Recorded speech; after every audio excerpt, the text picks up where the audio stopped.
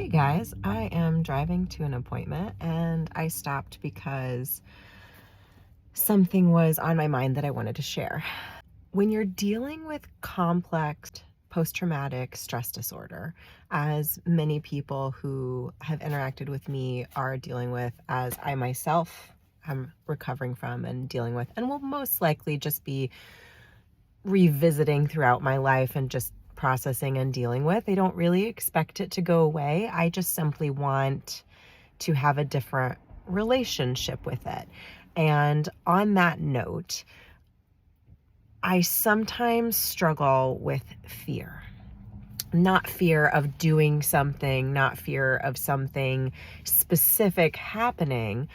I still struggle after dealing with issues of being unsafe in my daily life and kind of never really knowing what was going to happen. I still struggle from time to time with just this overwhelming feeling that something bad is going to happen.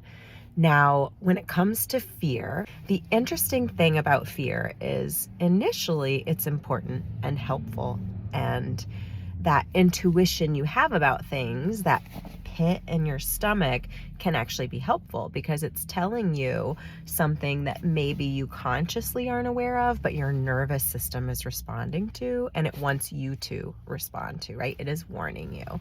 And so it's really important that when we're interacting with someone who is just giving us a bad feeling, that we listen to our body, right? That is informative. But there are other times when our nervous system just goes a bit haywire, when we're just lying in bed, nothing's happening. Maybe we're even sleeping, nothing's happening. And all of a sudden we wake up and we just have this feeling of doom, this feeling that something bad is going to happen. Often it's an artifact of a time where we would wake up and someone would be doing something bad to us.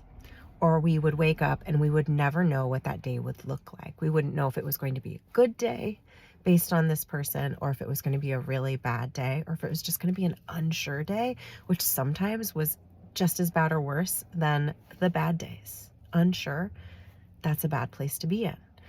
When you're uncertain of what's going to happen for you or for your children. It's important to recognize when we have these feelings of doom, but they're not attached to anything, right? They're not helpful. They're not telling us intuition. They're just an artifact of nervous system's responses in the past.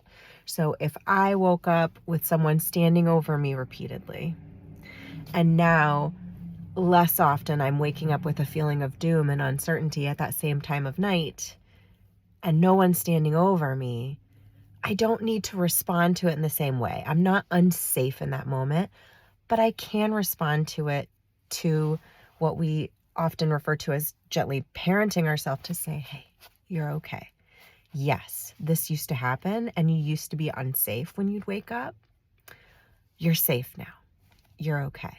And so I wanted to touch on this because I would really like to just walk beside you in this moment if you're struggling with this, and tell you you're not alone in feeling this. You're not alone in having a resurgence of this neurochemical reaction in your body, because it remembers. There's that book, The Body Tells the Score. You remember these things because, again, in some way they're protective, right?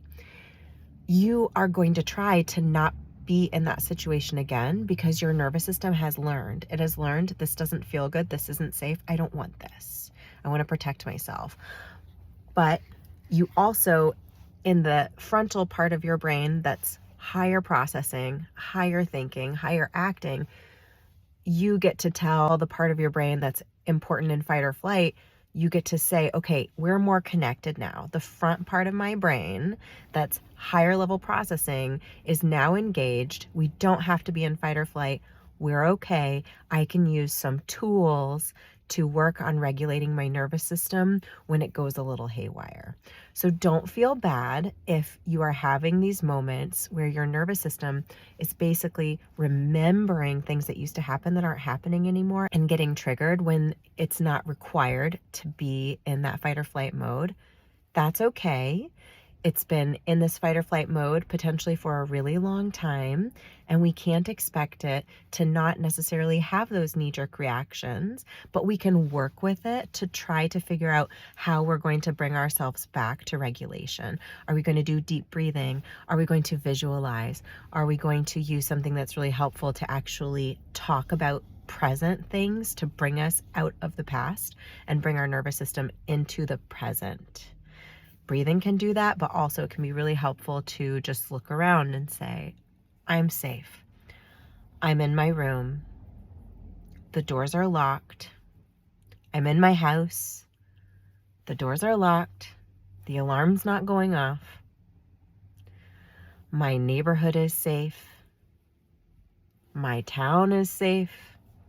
My country is safe. Just going through, kind of zooming out, or you can zoom in. You can practice this. You can figure out, okay, how do I feel safest? What can I focus on that makes me feel safe? And for different people, it's going to be different things. There's no right or wrong way. For some people, it's the deep breathing. It's just in and out, over and over. If that's what works for you, do that. That's wonderful. For some people, it's visualization. It's, where's my happy place? A beach. What do I hear at the beach? I hear the seagulls. What do I feel at the beach? I feel the sand under my toes. I feel the sun on my skin. It's warm, and occasionally there's a breeze. And I can hear the waves if I close my eyes, just occasionally hitting the shore. And I can feel my body swaying because I found a hammock.